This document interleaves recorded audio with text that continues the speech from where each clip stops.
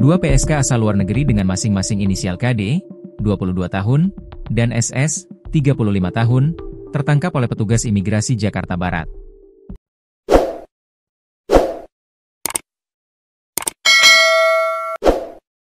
Kantor imigrasi kelas 1A menangkap dua wanita WNA Uzbekistan itu karena menjadi pekerja seks komersial di Indonesia, Rabu, 12 November 2025. Kepala Kantor Wilayah Direktorat Jenderal Imigrasi, Kakanwil Ditjenim, DKI Jakarta, Pamuji Raharja, menjelaskan, mereka ditangkap di salah satu hotel di Jakarta Barat.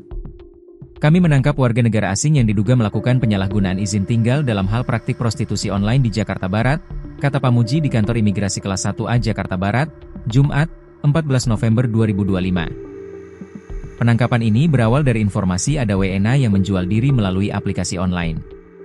Dari informasi itu, kata Pamuji, Bidang Intelijen dan Penindakan Keimigrasian Kantor Imigrasi Kelas 1 khusus non-TPI Jakarta Barat melakukan penyelidikan. Petugas mendapatkan informasi terkait praktik prostitusi online tersebut.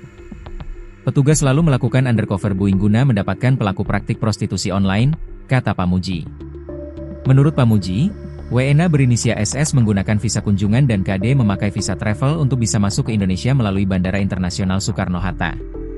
Saat ditangkap, petugas mendapati sejumlah barang bukti berupa uang tunai dengan total 30 juta rupiah. Uang tersebut, katanya, dari tangan SS sebesar 15 juta rupiah dan KD sebesar 15 juta rupiah, alat kontrasepsi, ponsel, dan barang bukti lainnya. Saudara SS dan KD memasang tarif $900 atau sekitar 15 juta rupiah untuk sekali kencan, setubuh badan, jelas Pamuji. Dalam praktiknya, SS dan KD mengaku dibantu seorang yang berinisial L yang berperan sebagai penghubung dengan calon klien. Perantara prostitusi online berinisial L itu sedang diburu. Kedua wanita ini dijerat pasal 75 ayat 1 Undang-Undang Nomor 6 Tahun 2011 tentang Keimigrasian dan juga dugaan penyalahgunaan izin tinggal sesuai dengan pasal 122 huruf A.